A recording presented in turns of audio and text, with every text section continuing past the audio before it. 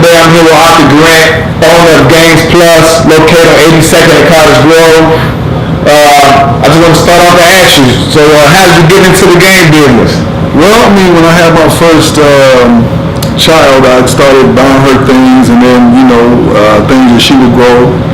That I thought I would buy them ahead of time because she can grow into them. So if I bought a pair of shoes, I buy a size 2, size 3 because eventually she would grow into it, and then I could save money that way. But she started outgrowing everything, physically, mentally, like the educational games and things I would buy. She would be too smart for us, and then I would have this stuff. And at the time, I planned on having no more children, so I'm like, I didn't have anyone to give this stuff away to, so I started selling it. And it kind of blossomed from there. Yeah. So how did you go about purchasing your first video games, getting the first location of business, licenses and things like that? Well, like I said, after my initial start by selling those things, I started on eBay. So by 2005, I started on eBay, and the business started growing on eBay. And I say around like 2009, I decided that's something I wanted to do. I wanted to kind of get a location, but I was a little afraid. So it took me until probably like 2010. I just said, I'm just going to go ahead and do it. Initially, I was like, well, I'm going to try to sit some people down, my family or whoever, and try to get some investors. And then I was like, I don't know if I want to do that. So I just took some money that I had saved up, and I just started looking for a place to rent. And then I went through the license process, which was, for me, the hardest process. Started by calling 311, the business division, and they were really, they've been so difficult. Like, it took me like 4 days to get this stuff done. I spent a lot of money going back and forth downtown, paying parking and things like that, because they don't really want to help. Wow, it doesn't seem, I didn't get the feeling that they wanted me to even open up a business, so, That's great. So, what do you see the gaming industry becoming like? Do you have any innovative ideas that you think can push forward what it is today?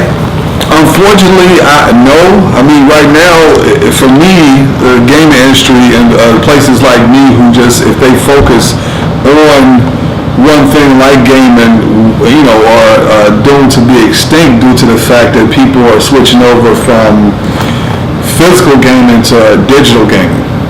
The iPhone has been the largest,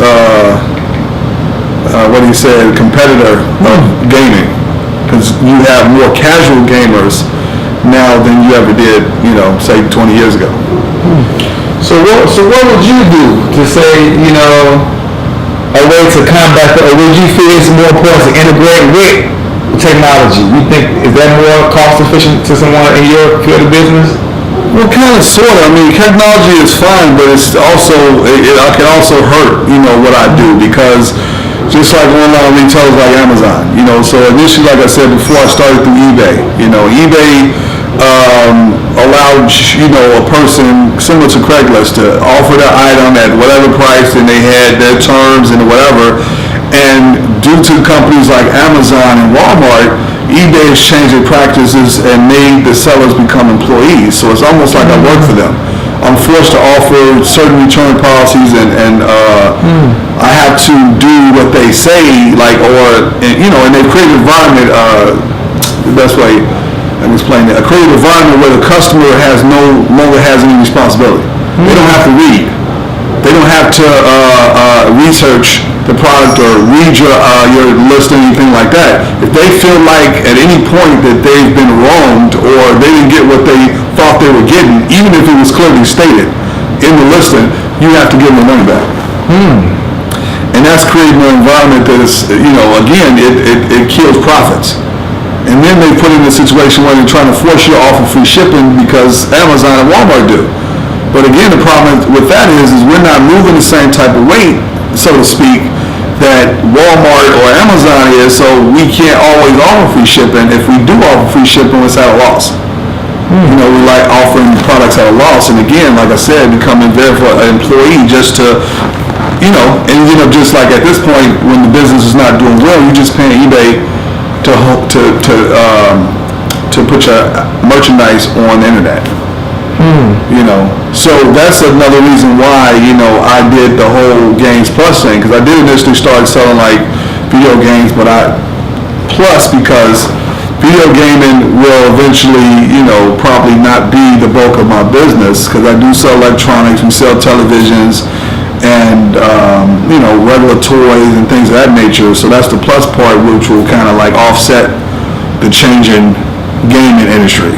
Because eventually, most people, like even now, PlayStation 4, they download their games. I'm not into downloading because it doesn't make sense. If I pay $60, I still, if it was cheaper, what I'm saying is if it was cheaper to download, I would download. But it's not. You pay $60 for the disc and you pay $60 for the download. I'm going to buy a disc. I'm still with that type of collector where I want $60. We're going to put that on the shelf even if it doesn't physically do anything, because now it doesn't do anything. The PlayStation 4, Xbox, they download games still, even with the disc. That disc just sits in the drive. It doesn't even move anymore, which is weird, but I still want to, I feel better. It's just a feeling I have. I feel better. So what about virtual gaming? Are you interested in that?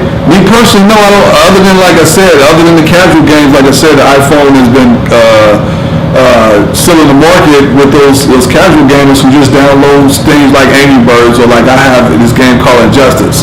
Now, I have it for my Xbox 360, but still, I have it on my game. I'm with my phone more. So the smartphone is, killing the industry. It's killing the industry because more people have smartphones than they have consoles. Because now people buying smartphones for their children.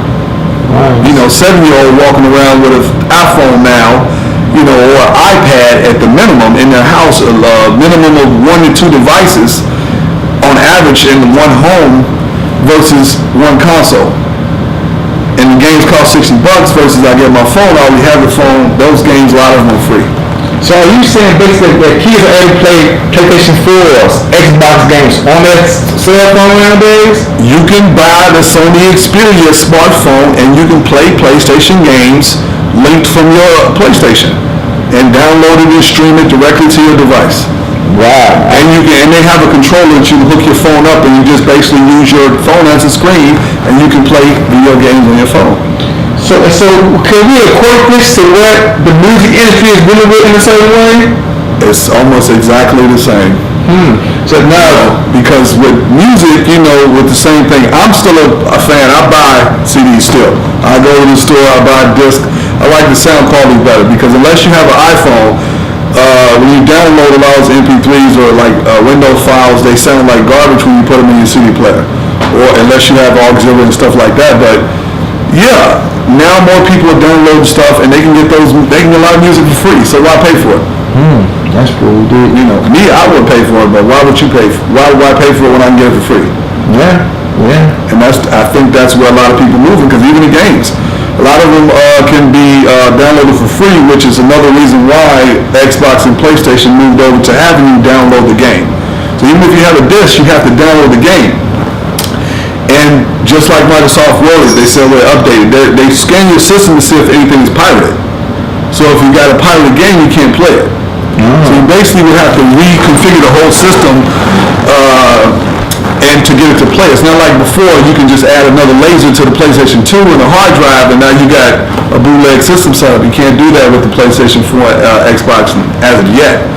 So, and people, iTunes is a big killer. Apple is behind the music industry too failing. Because again, you can download, I think if I'm not mistaken, the launch of the iPhone 6, iPhone sold 7 million, I think, the first week, or 10 million the first week. So if you got 10 million iPhone users, plus in addition they have Macs and iPads, they're more likely to download their music than go buy a physical CD, and they don't care if it costs $1.50. But in the way the contract that Apple has with the music companies, the music companies still can lose because they didn't realize how big Apple was going to be. So yeah. So what would you suggest that the game industry should do for people like you? The only only thing that they can do is try to make exclusive games that are only available on console. You know, the music industry, the only thing they can do if they want to keep selling CDs at $10 and $15 and still make a profit from that is to make song only, you know, I'm selling a CD. Well, on iTunes you can get the 10 tracks, but you got to get the deluxe version from Walmart.